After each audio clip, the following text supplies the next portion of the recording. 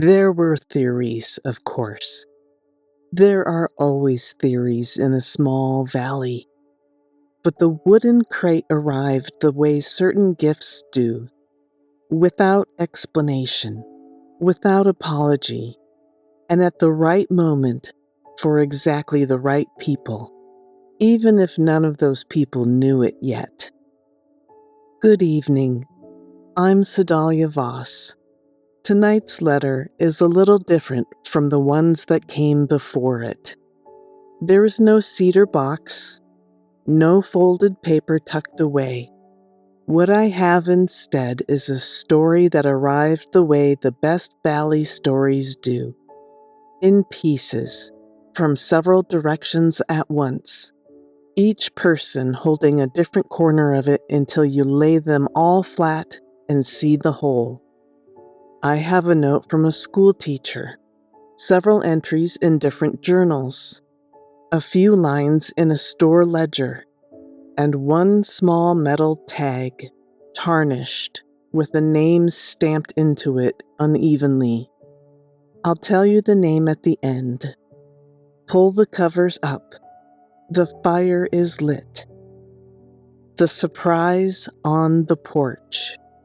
Part 1. The Box at the Store. Spring, 1873. The crate appeared on the porch of Pryor's General Store on a warm morning in April, sometime between first light and the moment Calhoun Reed arrived for his weekly supplies. It was wooden, small. Someone had lined it with an old flour sack, still faintly smelling of grain, and inside, bumbling about, were 4 puppies.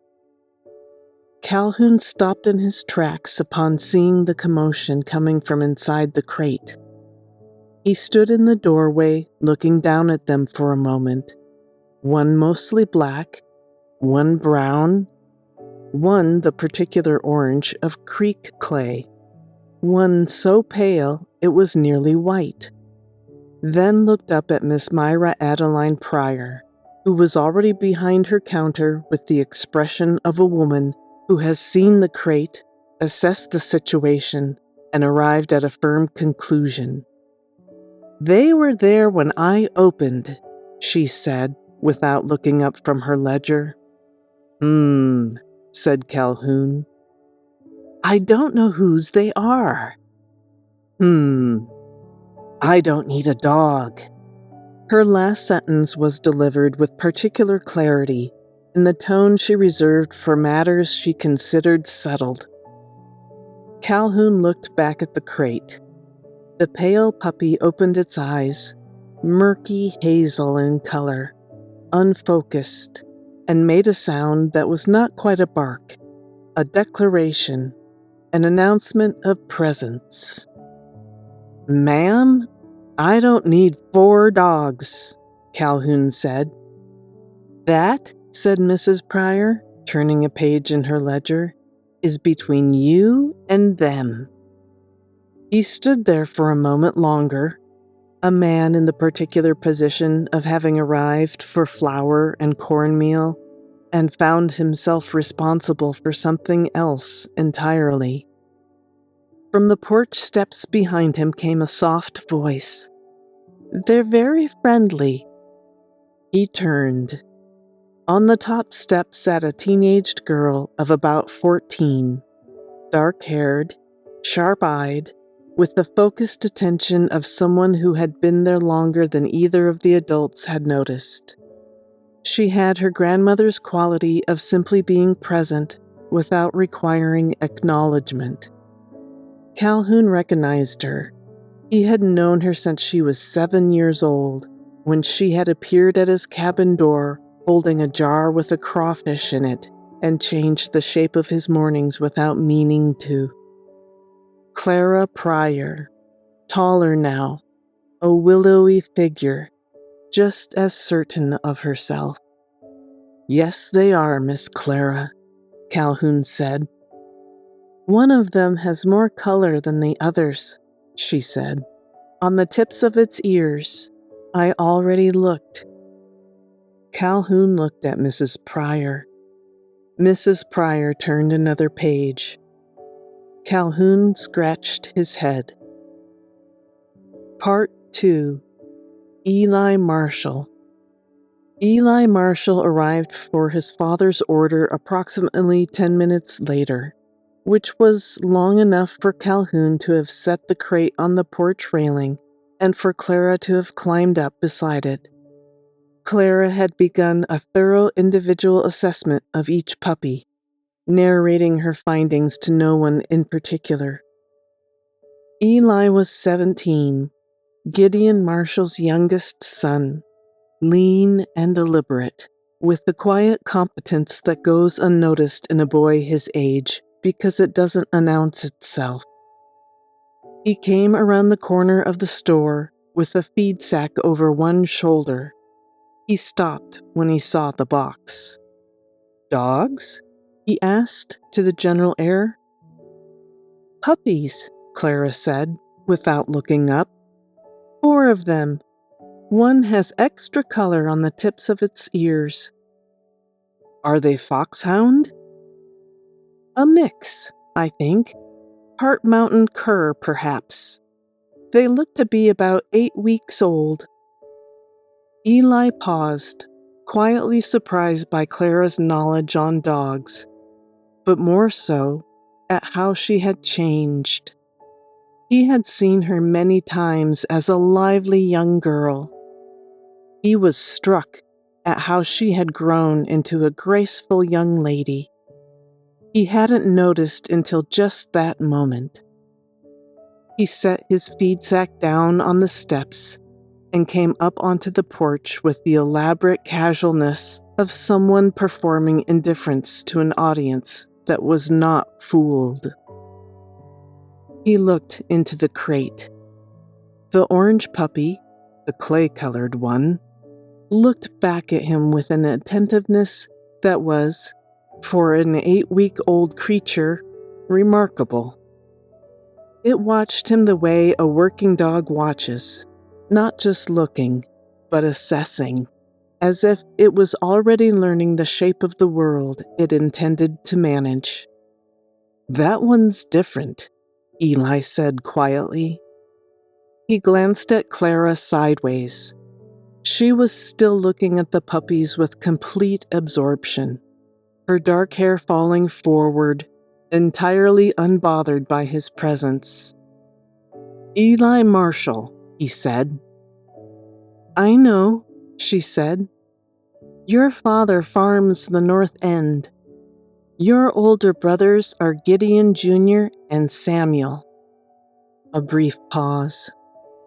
"Clara Pryor. My grandmother owns the store." He stood there a moment, searching for a few clever words of which none came to him. "You already knew who I was," he said. "It's a small valley," she said, as a smile subtly appeared on her face. They stayed like that for a while, side by side at the porch railing, the crate between them, the puppies wiggling and wrestling. The orange one pawed at Eli. The pale one attempted repeatedly to climb out of the crate. The brown one began to nap with magnificent indifference. The black one investigated Clara's sleeve with great thoroughness. Neither Eli nor Clara spoke much. They didn't need to. There was enough happening that words were unnecessary. Clara finally spoke first. "The pale one should be called Pearl." Eli considered this. "What about the orange one?" he asked. She looked at the orange puppy for a moment. Then she looked at Eli, directly and honestly. "That one," she said, "isn't mine to name." Eli felt a tug inside his chest. He turned his gaze to the orange puppy, in part to divert attention away from the expression on his face. "Flint," he said, quietly. He knew the name was the right fit, though he was just saying it aloud for the first time. Clara nodded slowly. "That's perfect," she said, as if it had always been true and simply needed saying. Part 3. The Distribution. The valley received the puppies the way it received most things, without ceremony and with complete practicality. Eli carried Flint home inside his coat that afternoon, one hand underneath for support, the puppy's watchful head just visible, already learning the road. Gideon Marshall Sr. looked at his youngest son coming through the door with a puppy and said nothing for a long moment. Then he asked, "Does it work?" Eli set Flint down on the kitchen floor. The puppy stood, assessed the room with those attentive eyes. Then it walked directly to the hearth and sat down in front of it as if right at home. "Yes," Eli said. Gideon watched the puppy for a moment. "All right then," he said. Eli's eldest brother, George Jr., who had been working horses nearby, also needed a dog, as he had been without one since winter. He would take the black one and call him Shadow. He received him with more emotion than he intended to show. The brown one presented a problem. Nobody had claimed it. It was a fine puppy, placid, good-natured, the sort of dog that asks very little and gives a great deal. But it sat in the crate inside Mrs. Pryor's store, often sleeping through customer visits with serene indifference. Upon Calhoun's next visit to the store, he commented to Mrs. Pryor, "I think he's adopting you, ma'am." Mrs. Pryor looked up from her ledger and stoically at Calhoun. "No," she said. "He's a good-natured dog," Calhoun said. "I don't need a dog." "He already knows the store, ma'am. He'd keep a good eye on it." "That is not an argument." The puppy yawned enormously, showing all of its small teeth, then set its chin on the side of the crate and gazed at Mrs. Pryor with innocent, warm brown eyes. A long silence. "I'm not naming it something foolish," Mrs. Pryor said. "No, ma'am," Calhoun agreed. Mrs. Pryor named the dog Chester. She had him sleep in the back where he could keep an eye on everything in the store. Mrs. Pryor was otherwise rarely seen without Chester by her side. She was frequently overheard calling him a good boy and observed giving him generous pats on the head. Part 4. Pearl and the River. Calhoun adopted Pearl. She was not a large dog and would never be. Fine-boned and pale, with the murky hazel eyes that had cleared over the weeks into a deep honey amber with flecks of gold. If dogs could speak, Pearl would have said that Calhoun was hers, not the other way around. She slept by the fire. She followed him everywhere, whether he was walking the fence line or checking on his hen house. She went with him to the river each morning and sat with him in the same stillness he exhibited. She did not chase the birds. She watched them, the way Calhoun watched them, with quality attention and without intent to disturb the creature, but to be near it, to share the morning without demanding anything of it. Gideon Marshall Sr. mentioned to his wife one evening that Reed seemed different this year. His wife asked in what way. Gideon thought about it for a moment. Like he's got someone to keep watch over him, he said. Epilogue.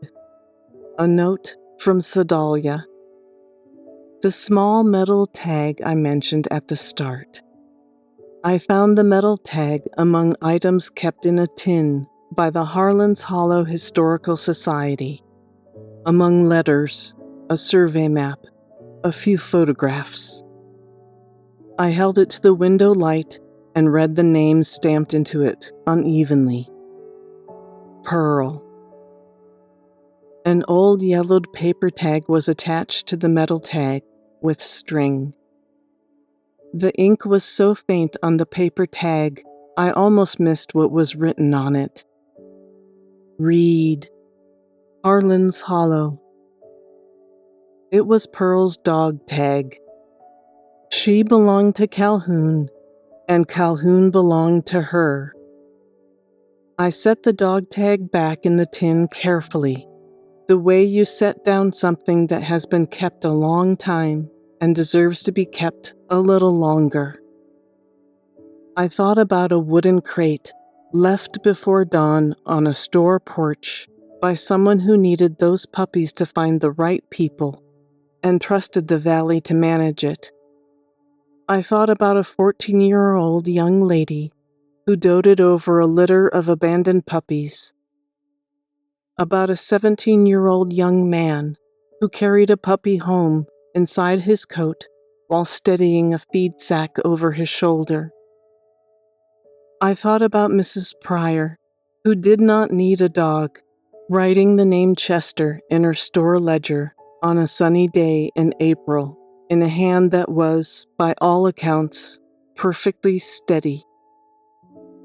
And I thought about Calhoun Reed, walking to the river each morning with a pale dog at his side, sitting on the flat rock, watching the birds together. Less alone than he had been, which is, I think, what was intended all along. Rest now. The letter is sealed. I'm Sedalia Voss, and I'll find you again next week. Good night.